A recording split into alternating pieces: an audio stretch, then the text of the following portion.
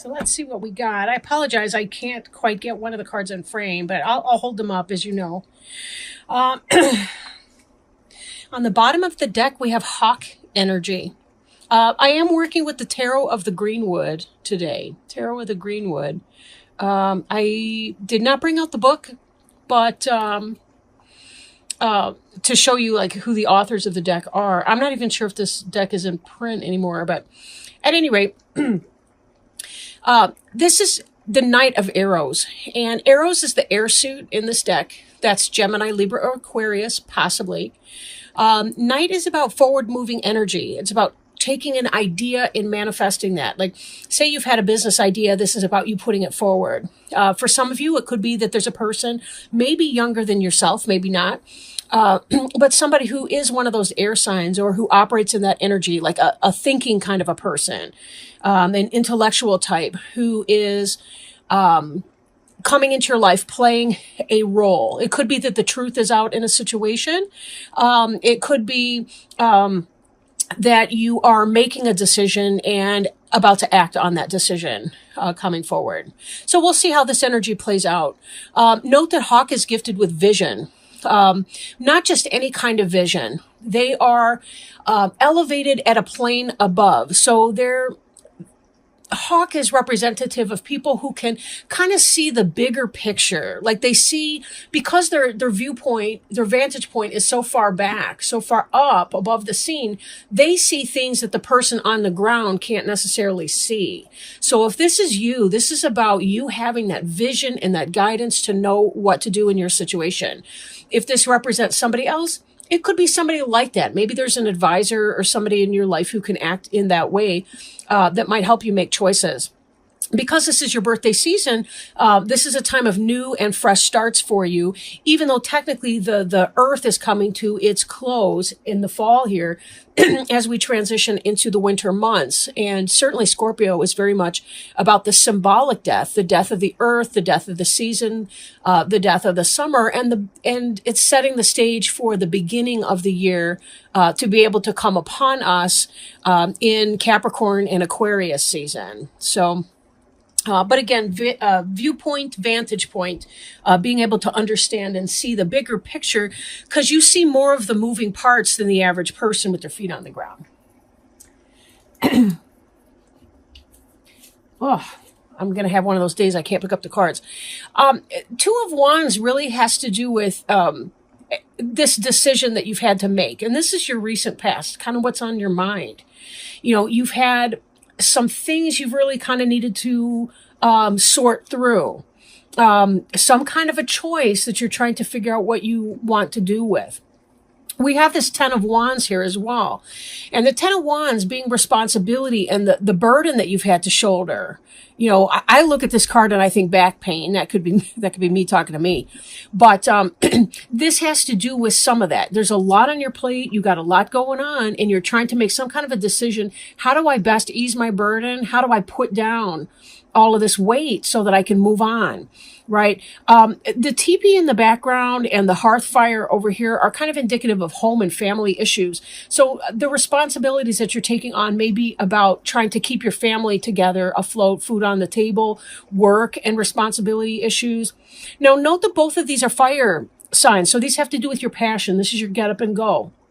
And this is, it's more than a Mick job. It's more about the career that kind of keeps you afloat. Not that there's anything wrong with that. Sometimes we do need our Mick jobs, you know, to do, but as long as we keep the higher picture, the bigger picture in our mind, what is it that we're working for and we're taking care of those? And that's kind of what we're seeing here in the responsibility.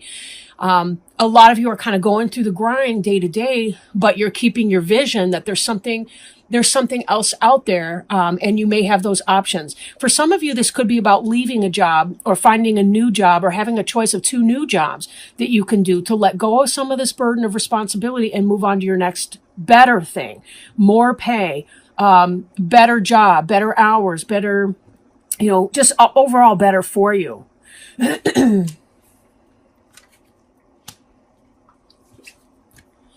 This has come from a place too, and this will play a role in your choice that you're going to be making.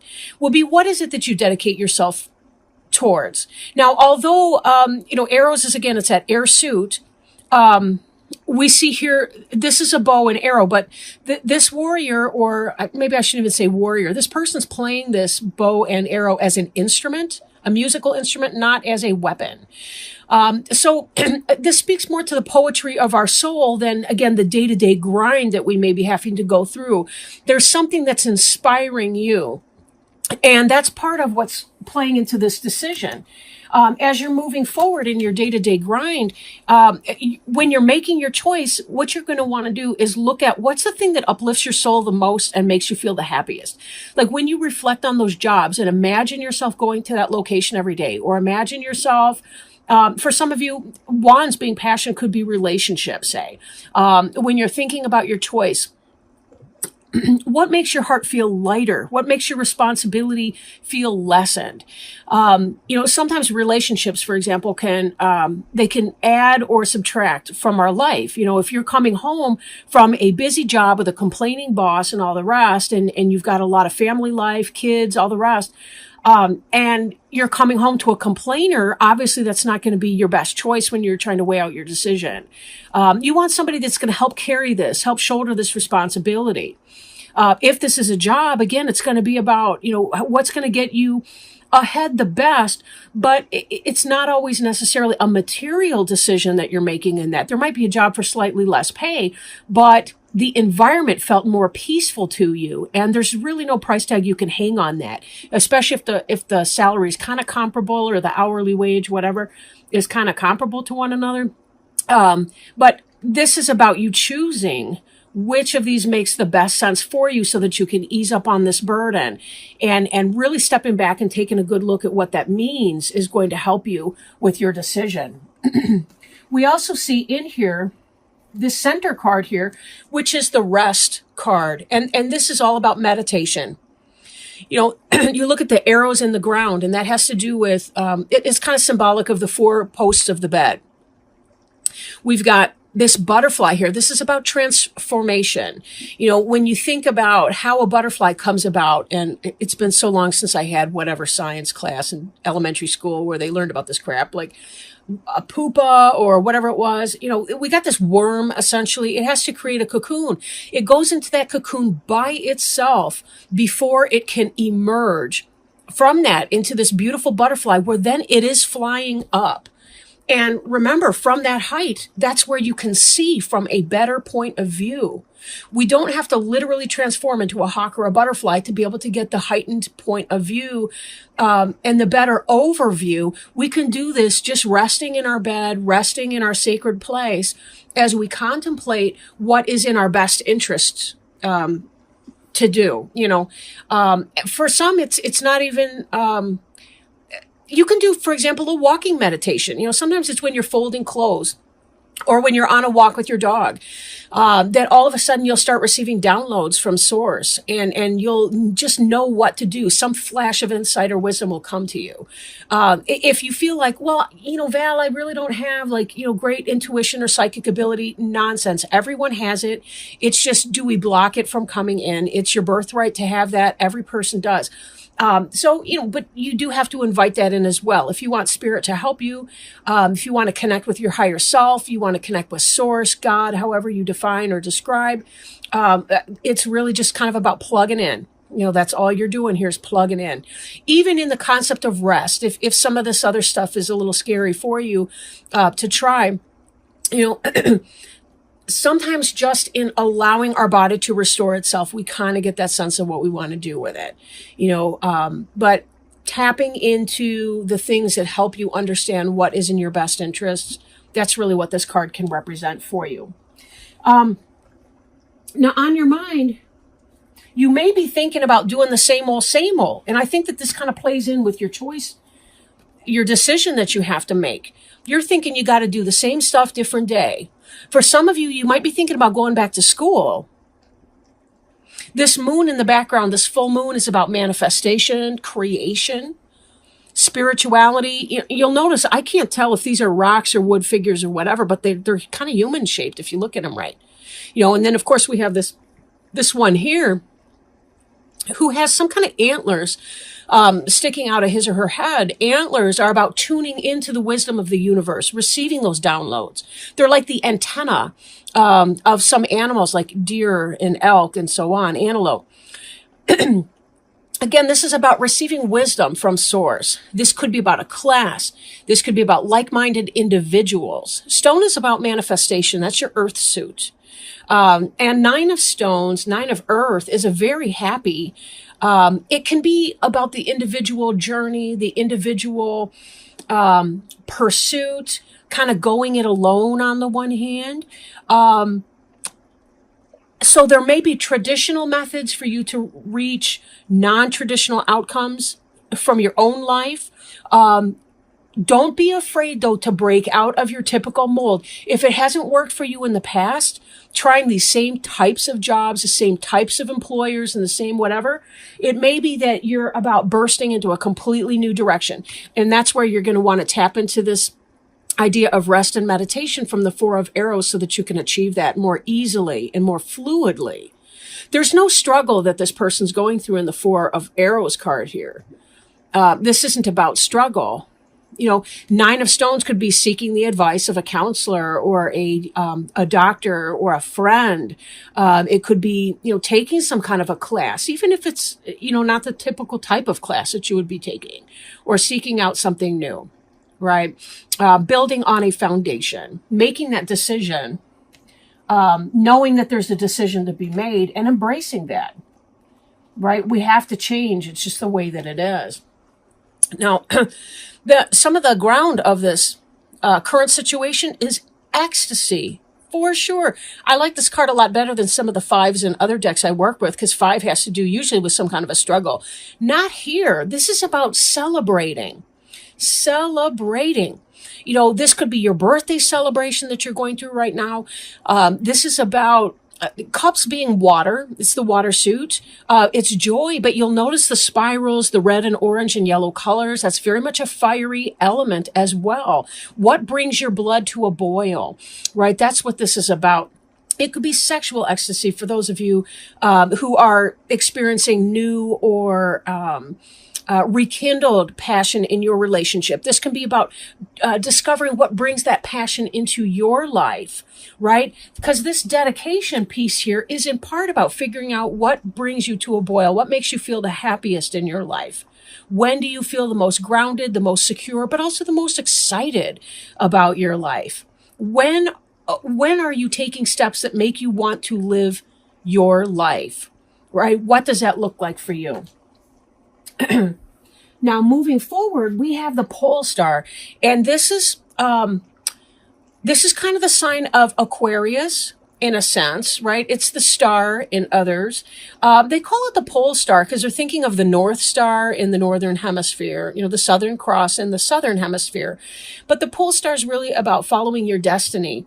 It's about using the star for navigation. Like when you're trying to make that decision, when you're trying to figure out what's working for you, this is about going within and trusting and having hope and having faith that it will in fact work out for you, that you are going to get to your destiny. Your destiny is not going to be missed by you. If it's your destiny, by definition, it will be coming to you.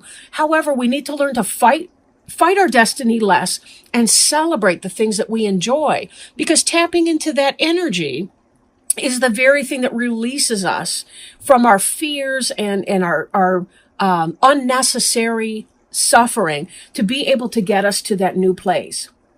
Now, for some of you, you may be having some health issues. This also indicates that there's a clearing up of that. If you're feeling burdened, and we know that you have been because we've seen this 10 of Wands responsibility card over here, those of you that have been feeling burdened, maybe this is about getting up and doing some dance, balancing your rest, your school, your work, your home, and your playfulness, tapping into your playfulness to help guide you to that spot where you need to be, right? You will be led where you need to go. If it's for you, it will not miss you. at all. So don't think you're missing opportunities. We do have to make decisions about some of the ordinary kinds of things that we deal with in our life. That's just kind of the way of it. But all roads lead to Rome, so to speak, and you will find yourself getting to the essential points in your life. And you're in a really good place to do that. I mean, it does look like you're having some fun. You've got some passions going on in spite of whatever responsibilities you might be, hiccups you might be feeling. We also see with this new energy that's coming in for you, if it's not here already, the Queen of Wands is Aries, Leo, or Sagittarius person. Doesn't necessarily have to be a female, but could be yourself living within this newfound passion of yours, right? This could be that somebody excites passion within you. If this is speaking to a relationship, if it's speaking to a professional life, again, it could be that you have somebody who is a coworker, a friend, a boss, somebody like that that's really helping you, and is kind of on your team. Very positive here. Know that you will be drawn towards your passions, that you will be brought into that.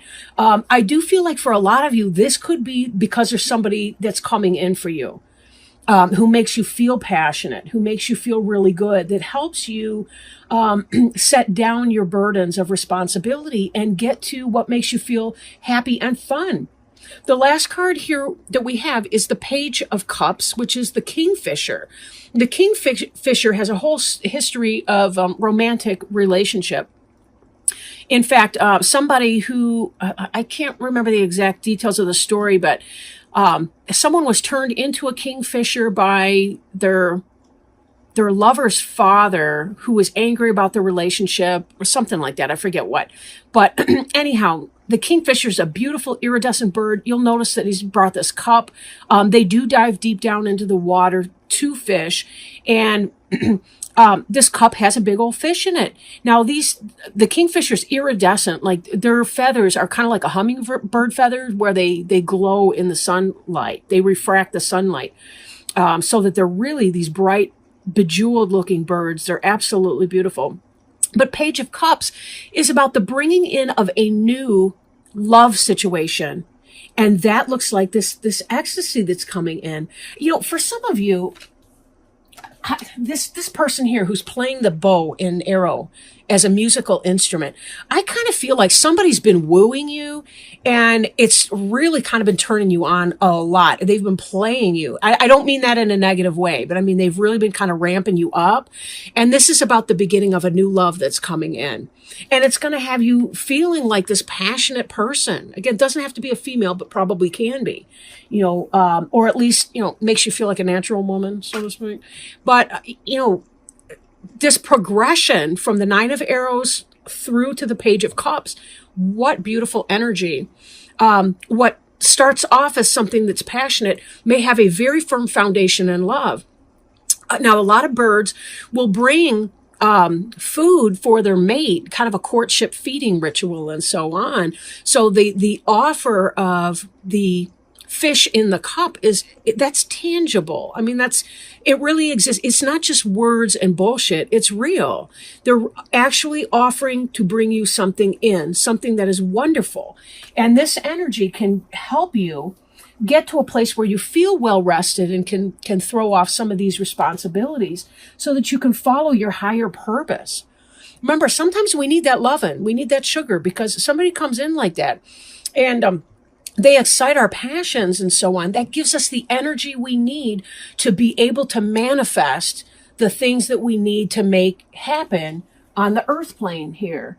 Ecstasy, romantic expression, all of that really does have such a powerful role in helping to light our fire and give us that oomph that we need to get stuff done. So for some of you, maybe that person coming in here is the Knight of Arrows that we saw before. Maybe you're having dealings with that Gemini, Libra, or Aquarius, somebody who's stoking you up. Then again, we've kind of got all suits represented. The Page of Cups being water, that could be the Scorpio, Cancer, Pisces person. Could be yourself, being a little shy, coming in like a page. But for a lot of you, you're coming in like the Queen of Wands here. That's Aries, Leo, or Sagittarius. So, again, even with the earth sign, we did see some of the earth sign with this 9 of stones. And that has to do with you taking care of your own stuff on a material plane. Because this, to me, feels like a new love for some of you. Feels kind of like a new relationship. So you may not have that, we can share bills kind of relationship just yet. Now, lastly, I do want to shuffle a Animal Wise Tarot card and pull that and see if we can't have some wisdom or advice moving forward. I don't know. This is another deck. I'm not sure if it's in print. I've had most of these decks I've got for a very long time, this being one of them.